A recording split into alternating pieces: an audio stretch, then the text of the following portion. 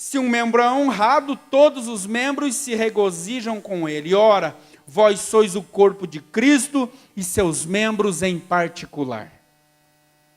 Ou seja, nós, por inteiro, diz a palavra de Deus, que nós somos do Senhor Jesus Cristo. E um dia, irmãos, assim como você, irmã, decide e decidiu, a irmã, o irmão, e escolheu que roupa você viria na igreja hoje, você escolheu e veio. O que não foi o meu caso, né? Quem foi lá no guarda-roupa, separou a camisa, a gravata, o terno, a meia, o sapato, tudo, foi minha esposa. Ela é uma bênção.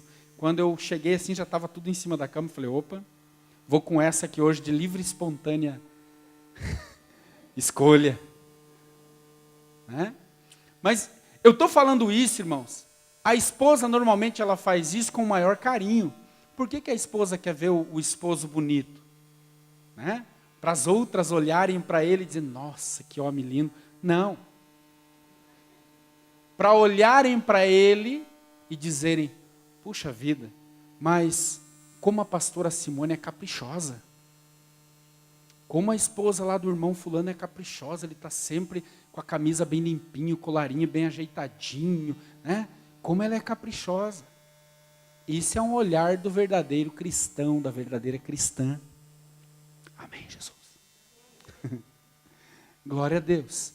Mas, normalmente, você decide que roupa você quer vestir. A irmã decide o que ela quer fazer com o cabelo dela. Se ela quer alongar, se ela quer diminuir, se ela quer virar loira, morena, ruiva, ela faz o que ela quer. Toma essa decisão. E na nossa vida, irmãos, a nossa vida é feita de escolhas, a nossa vida é feita de decisões. O futuro nosso, normalmente nós temos o costume de entregarmos para o Senhor, Senhor, toma o meu futuro na tua mão e faz aí o que o Senhor achar que deve fazer. E não é assim, irmãos. O Senhor, Ele já projetou tudo para nós e o nosso futuro já está garantido. Vocês creem nisso? O nosso futuro já está garantido. Mas normalmente nós colhemos o fruto daquilo que nós plantamos. Ou seja, Deus já fez, já tem preparado o melhor para mim. Mas eu vou colher aquilo que eu fizer. Aquilo que eu plantar, a decisão é nossa. O Senhor já projetou o nosso futuro e entregou em nossas mãos. Porém, nós temos o direito de escolhermos sermos felizes ou não sermos. Por que, irmãos, que eu estou falando isso?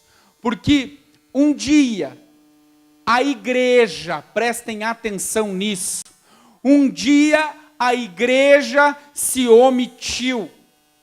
Um dia a igreja se escondeu. Quando, pastor? Quando chegaram com o Senhor Jesus Cristo e quando colocaram ao lado dele Barrabás e perguntaram, e a igreja estava ali, irmãos, ou não estava? Estava. E perguntaram para a igreja, quem vocês querem que eu solte? Quem quereis que vos seja solto? Jesus chamado Cristo ou Barrabás? E o que é que a igreja disse, irmãos?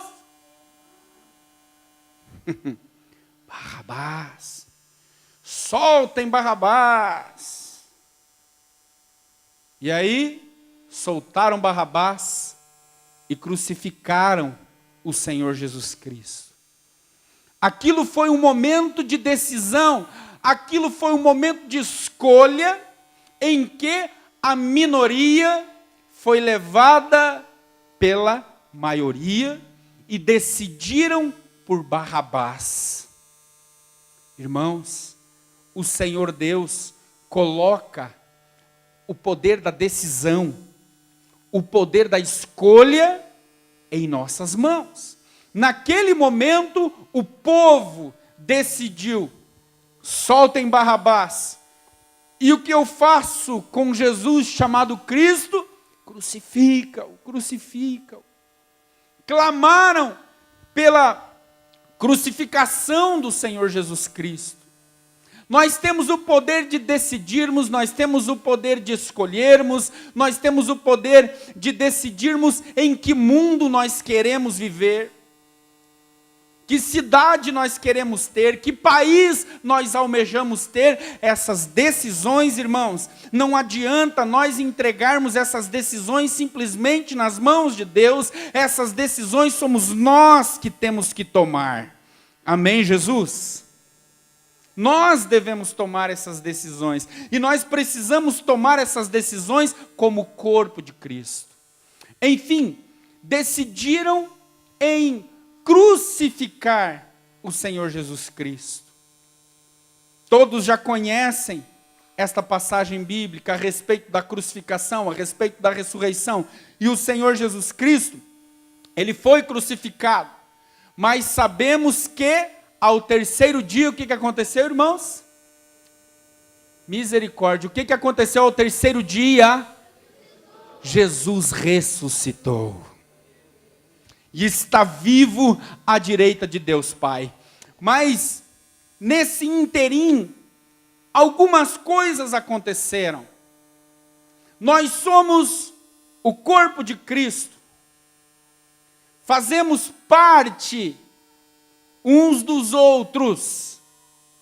E eu falei, irmãos, que nós temos que ter preocupação com o corpo, não somente com os membros do nosso corpo, com o cabelo, com as unhas, com a mão, com os pés, enfim, nós não temos que ter preocupação somente com o nosso corpo, nós temos que preocupar-nos com o corpo, com o bem-estar da pessoa que está ao teu lado, atrás de você, na frente de você, porque todos nós somos membros uns dos outros. Quando alguém pergunta para você, você é membro de alguma igreja? Está fazendo a pergunta certa, porque você é membro. Se você faltar ao culto, faltou um pedaço do corpo. Faltou um membro. Então nós precisamos, irmãos, ter a preocupação com o corpo. Agora, o Senhor Jesus morreu e ao terceiro dia ele ressuscitou. Mas antes que isso acontecesse, a igreja já tinha tomado a decisão. Entregaram o Senhor Jesus Cristo para ser crucificado. Negaram o Senhor Jesus Cristo, venderam o Senhor Jesus Cristo por 30 moedas. Pedro, aquele que sacou da espada e era ruim de espada, que só ele, porque com certeza a intenção dele não era tirar a orelha de Malco, do soldado, a intenção era abrir ele de cima e embaixo. Mas como ele era, Pedro não era de espada, Pedro era o quê, irmãos? Pescador. O que estava fazendo com uma espada? Pescador com espada só pode dar nisso, errou a espadada. Acertou a orelha do soldado, porque não era dele. Porém, Pedro, antes que o galo cante, 3 vezes tu me negarás, e negou. Teve a oportunidade de não fazer isso, teve o poder de decisão, o poder de escolher e não fazer, mas fez.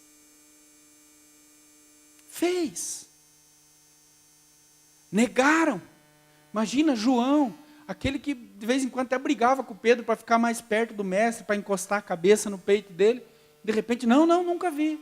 Não conheço, nunca vi. Enfim, Jesus foi morto. Agora ele estava na cruz e alguma coisa alguém precisava fazer, porque não era uma pessoa comum que estava ali, era o Senhor Jesus que estava crucificado ali no madeiro. E algo precisava ser feito. E a palavra de Deus, lá no Evangelho de Marcos, se você quiser conferir comigo, no Evangelho de Marcos, no capítulo 15,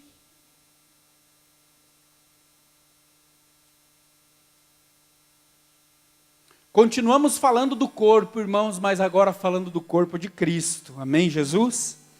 Marcos, no capítulo 15, o versículo 43, diz assim: chegou José de Arimateia, senador honrado, que também esperava o reino de Deus, e ousadamente foi a Pilatos e pediu o corpo de Jesus. Amém? Pode fechar a tua Bíblia. Chegou quem, irmãos? José de Arimateia. Arimateia não é o sobrenome dele, era o lugar onde ele morava. Chegou José de Arimateia, que era o quê? Não posso acreditar nisso, irmãos. Que Deus pega e vai usar uma coisa tão suja para ajudar Jesus, o filho dele, que estava crucificado. Vocês acham correto isso, irmãos? Não, sim, não. Irmãos, Deus agora pega um senador, usa daquele senador, só que aquele senador não era um senador comum. Diz a palavra de Deus aqui claramente que ele era um senador honrado e que também esperava o reino de Deus. Ele também, além de ser um senador, ele era um homem honrado, mas que cria também no reino de Deus. E Mateus, no capítulo 27, 57, diz assim: e vinda já à tarde, chegou um homem rico de Arimateia. Então José de Arimateia era um senador e era também um homem rico, por nome José de Arimateia. E neste texto de Marcos 27, 57, lá no finalzinho, diz assim, que também era discípulo do Senhor Jesus. Tem gente que pensou assim, mas agora é para acabar mesmo, né?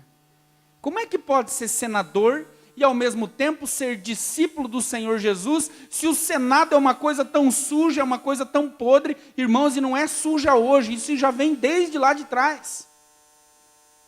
Porque por uma falcatrua, por uma falsa acusação, é que o Senhor Jesus foi crucificado. Era mistério que isso acontecesse, porém eles tiveram que mexer os pauzinhos para crucificar o Senhor Jesus.